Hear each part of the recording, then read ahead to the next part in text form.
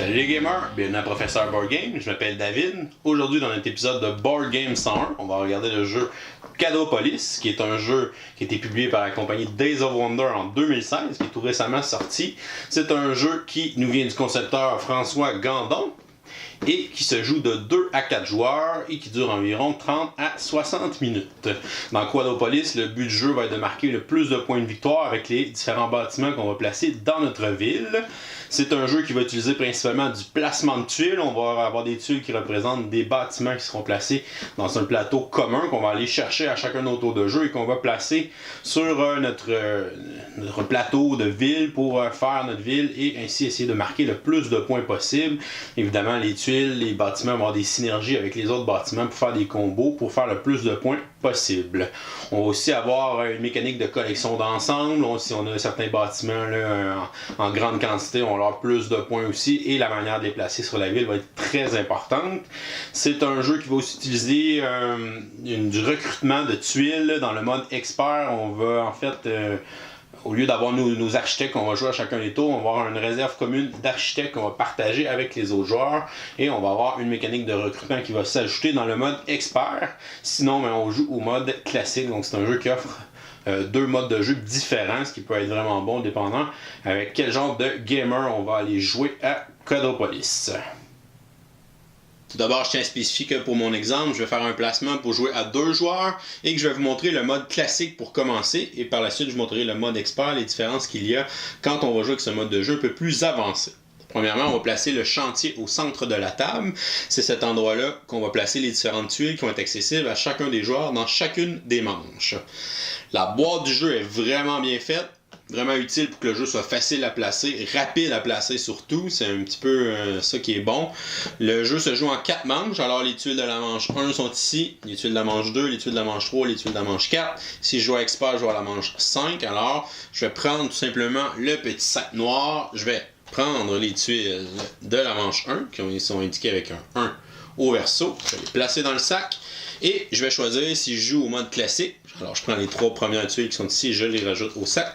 Si je dois jouer au mode expert, au lieu de prendre les 3 tuiles classiques, je prendrai les 3 tuiles experts. Par la suite, on va mélanger les différentes tuiles et on va les disposer face cachée sur le plateau de chantier. Une fois le chantier rempli, on va regarder on est combien de joueurs. Dans ce cas-ci, on est 2 joueurs. On va retourner toutes les tuiles qui n'ont aucun nombre de joueurs décrits dessus. Donc, il y a des tuiles écrites 3 ou 4 joueurs seulement. Il y a des tuiles écrites 4 joueurs seulement. Alors, toutes les autres tuiles vont être retournées. Ce seront donc les tuiles, les bâtiments qui seront disponibles pour la première manche de jeu. À chacune des manches de jeu, on va avoir les tuiles qui sont numérotées, là, de 1 à 4 pour le mode classique. Les tuiles non recrutées dans une manche vont être défaussées du plateau complètement et on va tout simplement remplacer là, avec les tuiles numérotées pour la manche numéro 2. Alors, toutes les tuiles qui sont visibles sont les tuiles disponibles pour les 2 joueurs dans la première manche. À côté du chantier, on peut placer les jetons de barils d'énergie et les jetons d'habitants, qui sont des beaux petits meeples translucides, le jeton de l'urbanisme et le jeton du maire, qu'on peut placer à côté du chantier. Chacun des joueurs va avoir un plateau ville qu'il va utiliser pour placer ses tuiles et faire des points. Le plateau doit être du côté classique. Sinon, vous voyez qu'il est recto-verso. Du côté expert, on a plus de cases pour placer des tuiles. Même chose pour la feuille aide-mémoire. Donc, on a le côté classique où on a 6 sortes de bâtiments. Tandis que le côté expert, on a plus de bâtiments disponibles. Le joueur va aussi recevoir 4 architectes numérotés de 1 à 4 de sa couleur de son plateau. Et on va choisir un joueur pour lui remettre le jeton du maire. C'est le jeton premier joueur. Ce joueur-là va commencer la partie. Tout d'abord, avant de vous montrer comment jouer au jeu, je vais vous montrer comment les tuiles vont marquer des points, dépendant comment elles sont placées sur votre plateau de ville et comment les tuiles fonctionnent aussi. Si on regarde les différentes tuiles, on a 6 sortes de bâtiments différents qui sont représentés par une couleur. Les tuiles vont être de cette couleur-là aussi pour nous le rappeler. Alors, on va commencer avec les tuiles jaunes qui sont des bâtiments résidentiels. Vous allez marquer certains icônes qu'on retrouve sur les tuiles. Les icônes qui sont en haut à gauche de la tuile sont ce qu'on va gagner lorsqu'on va construire cette tuile dans notre ville. Dans ce cas-ci, dans cette maison-là, me donnerait 3 habitants pour ma ville que je vais pouvoir placer à différents endroits dans différents bâtiments pour les activer. Un bâtiment pour être activé va avoir besoin de l'icône qui est en bas à droite. Donc pour activer mon bâtiment résidentiel ici, j'ai besoin d'un baril d'énergie. Un bâtiment en fin de partie qui n'est pas activé ne vaut aucun point, va être même retiré du plateau avant le décompte final. Alors il pourrait enlever des points si on comptait sur ce bâtiment-là qui soit là avec les bâtiments qui sont autour pour faire une synergie de points. Alors ça va être important d'activer tous nos bâtiments avec soit de l'énergie ou avec des habitants. Et ce qui est important à gérer, c'est que les habitants et les barils d'énergie doivent être tous placés sur mon plateau à la fin de la partie. S'il m'en reste en excédent, ils valent chacun moins un point. Donc on est pénalisé si on a des habitants ou des barils d'énergie non placés. Mon bâtiment résidentiel, si je regarde sur ma carte de mémoire, donc plus il a d'étages, plus il vaut de points.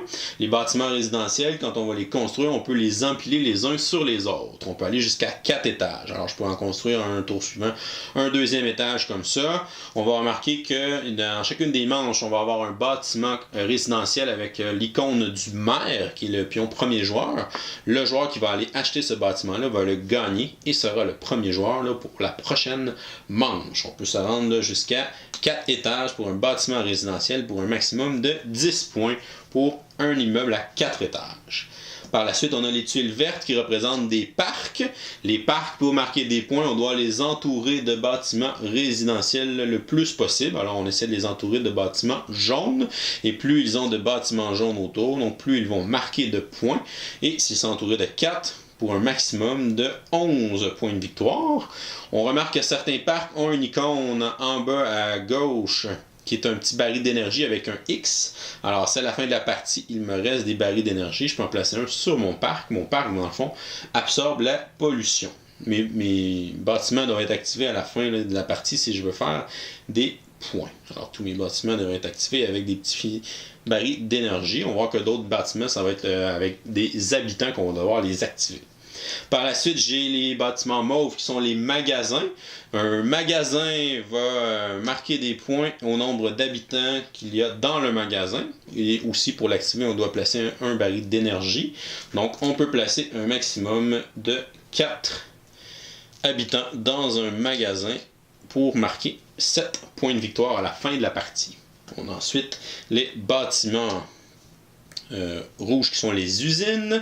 Les usines vont marquer des points dépendant s'ils ont des ports ou des magasins autour d'eux. Donc ici, pour l'activer mon usine, j'ai besoin d'un habitant. Mon usine va me donner des barils d'énergie que je peux utiliser pour mes maisons ou mes magasins, par exemple.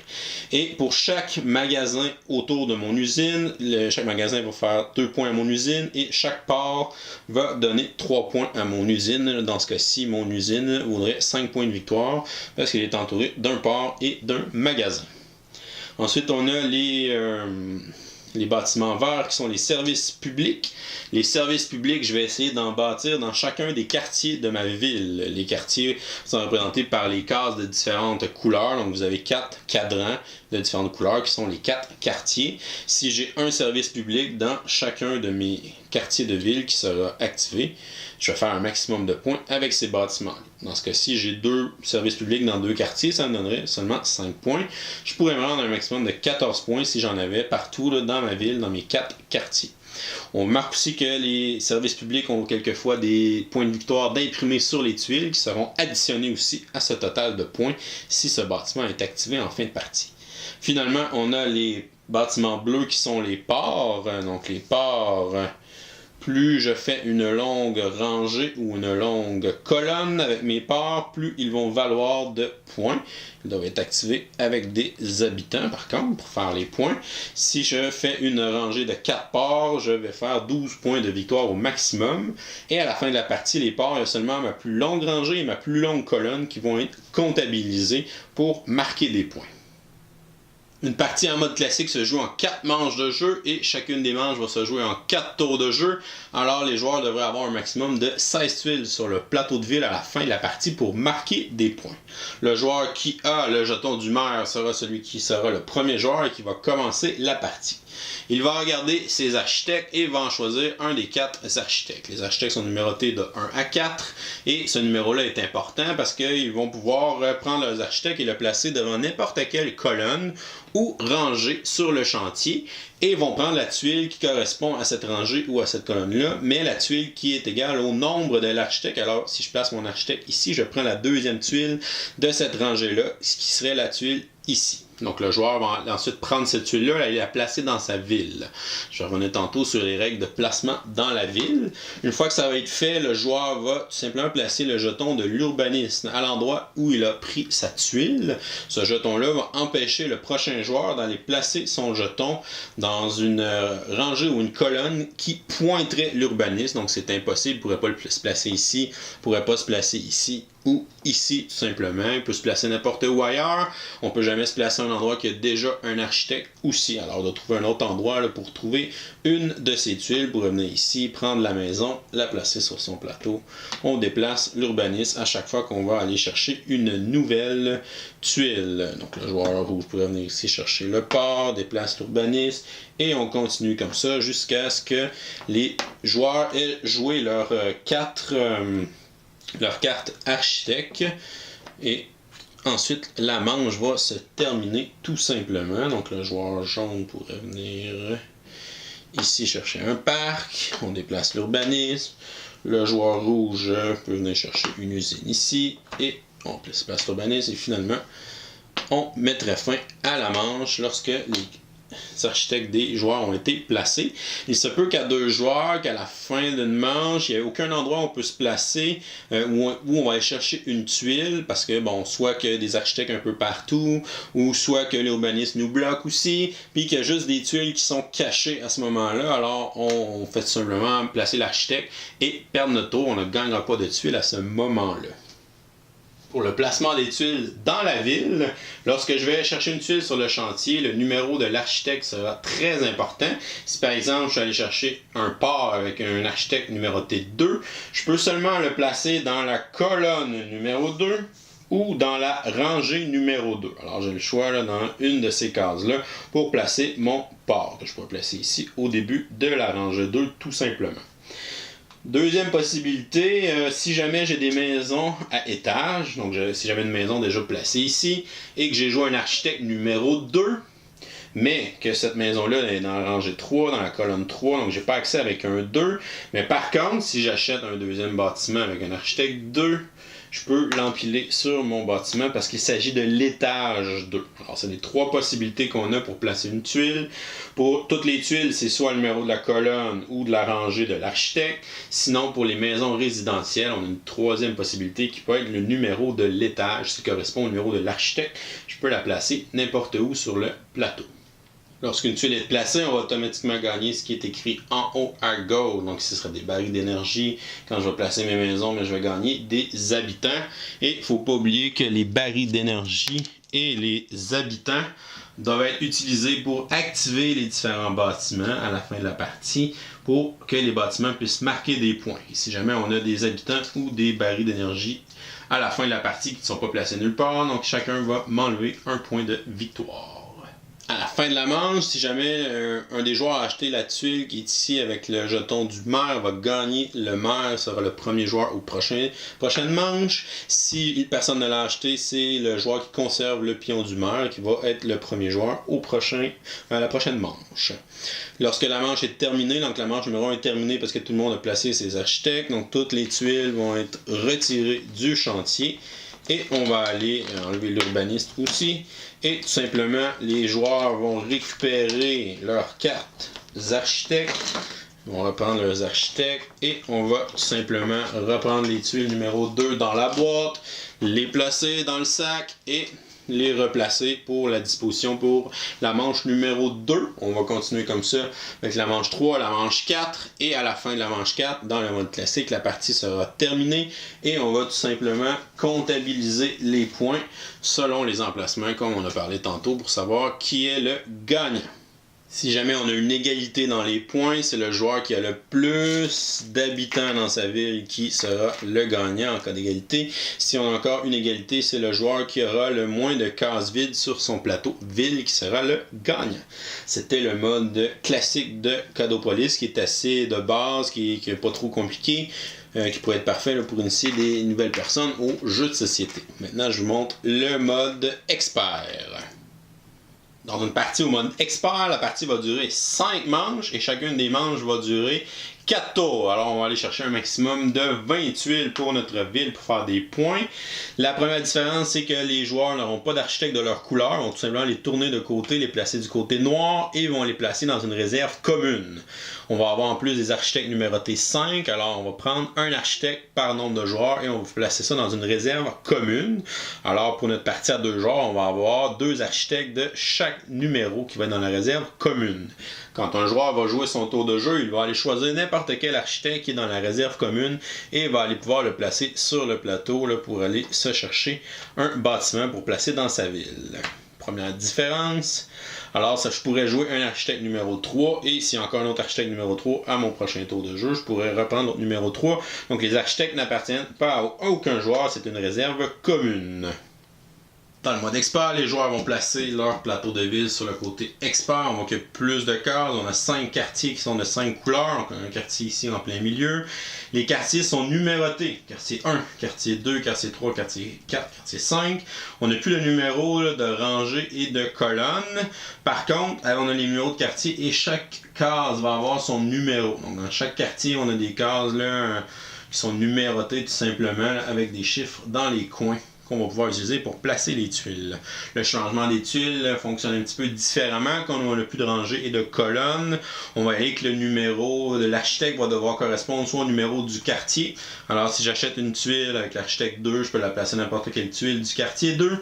Ou je peux la placer dans n'importe quelle tuile qui est numérotée 2 dans n'importe quel quartier. Donc la tuile qui est la case ici qui est une case 2 ou la case ici qui est aussi une case 2.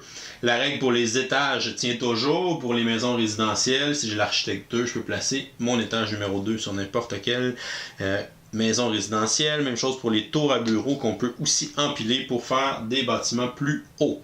On a 2 nouveaux bâtiments dans le mode expert. Donc on aura les tours à bureaux. Les tours à bureaux coûtent très cher à activer, donc coûtent un habitant et un baril d'énergie. Pour faire les points, plus vous aurez un grand quartier résidentiel et, de bureaux, et plus vos tours à bureaux seront hautes, plus elles vont valoir de points. Donc la fiche à mémoire a aussi le côté expert. Donc les nouveaux bâtiments vont influencer aussi certains des anciens. Donc qu'est-ce qui est nouveau pour les bâtiments qu'on connaît déjà? Les maisons résidentielles peuvent se rendre jusqu'à 5 étages et il va falloir 15 points maximum. Les parcs peuvent maintenant être entourés des bureaux. Donc les bureaux vont compter pour les parcs, en plus des maisons résidentielles pour faire marquer nos parcs. Pour les magasins qui peuvent aussi se rendre jusqu'à 5 habitants dans le magasin pour un maximum de 11 points. Les usines vont faire des points si elles sont placées près des bureaux aussi. Donc vont faire 4 points par bureau adjacent, ce qui est très bon, en plus des ports et des magasins comme dans le mode classique. Les monuments, les services publics, on peut évidemment se rendre jusqu'à 5 services publics parce qu'on a 5 quartiers pour un maximum de 20 points. Même chose pour les ports. Si je réussis à faire une ligne de 5 ports consécutifs, je vais faire un maximum de 18 points. Les tours à bureaux, donc on va regarder premièrement combien on a de bureaux qui sont adjacents. Donc ici j'aurais 2 bureaux adjacents. J'irai sur ma feuille dans la deuxième rangée et ensuite chacun des bureaux va marquer des points selon cette rangée-là avec son étage. Alors mon bureau à un étage vaudrait 1 point, mon bureau à 2 étages ici vaudrait 3 points. Alors les bureaux, c'est vraiment exponentiel. Plus j'ai de bureaux, donc si je me rends à 5 bureaux adjacents, là, chaque bureau va valoir vraiment beaucoup de points. Et à chaque fois que je vais monter en étage, on va valoir aussi plus de points. Alors vraiment intéressant là, ce que ça rajoute, les différents bureaux, en plus de leurs interactions avec les usines et les parcs. Ça devient des bâtiments vraiment intéressants dans le mode expert. En plus, on peut empiler que les étages, alors des fois c'est plus facile de les placer si on n'a plus de place dans notre ville. L'autre bâtiment qui est nouveau sont les monuments. Donc les monuments vont être en quantité égale au nombre de joueurs dans chacune des parties. Alors il n'y en a vraiment pas beaucoup. Les monuments, on veut qu'ils soient entourés de parcs, on veut qu'ils soient entourés de magasins et on veut qu'ils soient entourés aussi de services publics pour marquer des points. Alors chaque parc adjacent va lui donner 5 points, chaque service public 2 et chaque magasin 3. Par contre, il faut faire attention, si jamais j'ai une usine à côté d'un monument, c'est pas super chic, le monument là, va être plein de pollution, et ça va valoir moins 5 points, même chose si c'était un port, donc ça va être moins 5.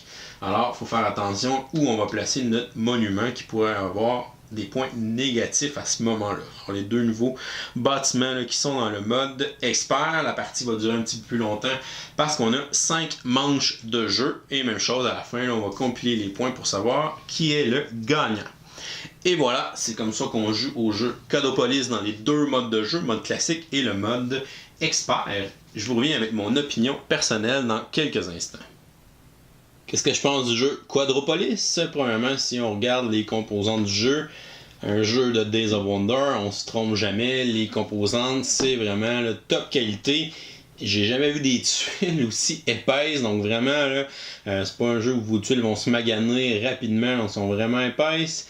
La boîte de jeu qui est vraiment géniale, qui nous permet de placer le jeu rapidement là, parce que les tuiles sont déjà toutes classées, on n'a pas besoin de les reséparer, là, elles sont pas toutes placées, mélangées.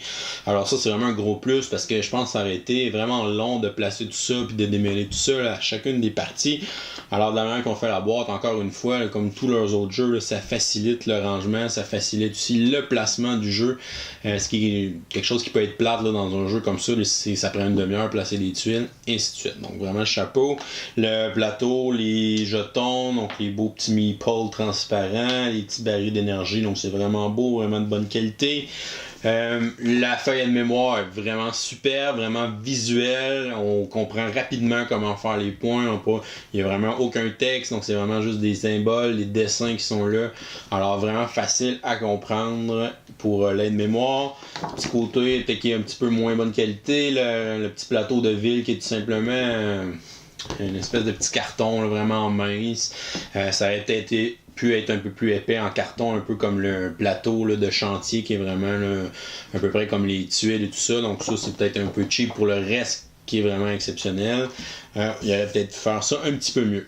Pour le côté artistique, c'est vraiment quelque chose qui est joyeux comme jeu, donc en couleur, les tuiles sont en couleur, les mêmes couleurs sont représentées sur l'aide-mémoire, alors ça flash, c'est beau, les dessins, donc vraiment très bien là, pour le côté artistique, encore une fois, là, Days of Wonder, leurs productions sont vraiment superbes. Pour la complexité du jeu, même si on a un mode classique, un mode expert, même le mode expert, c'est pas quelque chose qui est super compliqué. Donc c'est un jeu à la base qui est vraiment simple. On va chercher une tuile, on la place. Notre tour de jeu, c'est juste ça. On gagne des petites ressources, nos meeples, puis nos barils d'énergie qu'on a à gérer. Donc tout ça, c'est vraiment simple un tour de jeu. Les manches sont rapides, donc souvent on va aller chercher plein d'affaires, mais on prend à peu près la moitié des tuiles qui sont là. Alors il faut transposer ça à la prochaine manche pour pouvoir continuer à construire ce qu'on voulait faire. Alors il faut vraiment aller un petit peu sur le court terme. Qu'est-ce que je veux placer qui est plus difficile à placer pour l'instant puis qui est disponible. C'est sûr que des fois un joueur peut aller chercher ce qu'on avait de besoin, puis bon, faut que je me rabatte sur d'autres choses, mais c'est pas grave, je peux aller me concentrer sur une autre facette de ma ville, on peut faire des points d'un paquet de façons. C'est vraiment le fun comment on place les différentes tuiles avec les numéros des architectes et tout ça. Ce que j'aime pas de la version classique, c'est la manière dont on utilise nos architectes, comme chacun un architecte 1 à 4. À la fin de la ronde, si on est dans une partie, exemple, à 2 joueurs, il y a beaucoup de tuiles qui sont non disponibles, il reste pas beaucoup d'endroits où je peux me placer, donc ça se peut que l'autre réussisse à me bloquer pour que je puisse placer mon architecte à un endroit qui me donne pas de tuiles, puis là, perdre une tuile, c'est quand même chien à ce jeu-là, donc c'est un petit côté négatif. Dans le mode expert, comme on a une réserve commune d'architectes, donc j'ai toujours au moins un choix entre 3 architectes, alors les chances que j'obtienne pas une tuile à la fin de mon tour là, sont vraiment minces, là, donc beaucoup plus fun aussi, il nous donne beaucoup plus de variété de ce qu'on peut jouer parce que bon, on a accès à tous les architectes. Alors je trouve que le mode expert est vraiment plus fun, notre ville est plus grande aussi, on est moins pogné quand on construit nos affaires. La manière de placer les tuiles aussi dans notre ville, je trouve qu'elle est plus facile pour mieux placer ses bâtiments parce que dans l'autre c'est juste avec le numéro des colonnes, le numéro des rangées, tandis que là on a le numéro des quartiers, le numéro des cases. Donc je trouve que la version expert est vraiment supérieure en tout point à la version classique. Même quelqu'un qui n'a jamais joué, je vous suggère de lui apprendre la version expert en partant. De toute façon, 8 bâtiments ou 6 bâtiments, il n'y a pas une si grosse différence que ça là, au niveau là, des tuiles en tant que telles. Alors allez-y avec le mode expert tout de suite. Donc vraiment cool le mode expert pour Quadropolis. mon appréciation du jeu Quadropolis, je vais lui donner une note de B+, un très bon jeu de placement de tuiles, de construction de villes, qu'on essaie d'agencer tout ça pour que ce soit le mieux placé, pour faire un maximum de points. Les synergies entre les buildings sont intéressantes. C'est un jeu avec des composantes, un côté artistique qui est vraiment bien fait. Un jeu qui est simple à apprendre, qu'on peut initier des nouveaux joueurs avec ce jeu-là facilement. C'est un jeu qui est attrayant, qui va probablement leur donner le goût de découvrir d'autres sortes de jeux. Alors il est bien réussi dans le type de jeu qui nous amène. Un petit côté négatif quand on joue à ce jeu-là, c'est qu'il n'y a pas beaucoup d'interaction entre les joueurs. Donc chaque joueur construit sa petite ville et est concentré sur son plateau. Puis bon, c'est sûr qu'on peut regarder un petit peu ce qui se passe chez les autres, mais généralement ça n'a pas tant d'influence que ça sur ce qu'on va jouer. On va vraiment essayer plus de maximiser nos bâtiments dans notre ville que d'essayer de nuire à l'autre. Bon, c'est sûr que pour des bâtiments comme les bureaux, tout ça, on ne laissera pas un joueur partir avec tous les bureaux parce que vu que ça monte en flèche, il va faire beaucoup trop de points. Alors c'est sûr que faut quand même regarder un peu ce qui se passe, mais pas vraiment d'interaction entre les joueurs, malheureusement, dans ce jeu. Mais quand même, reste un très bon jeu là, de placement de tuiles, de construction de villes. Et voilà, c'était le jeu Quadropolis. Je vous souhaite une bonne journée, à la prochaine et continuez de gamer.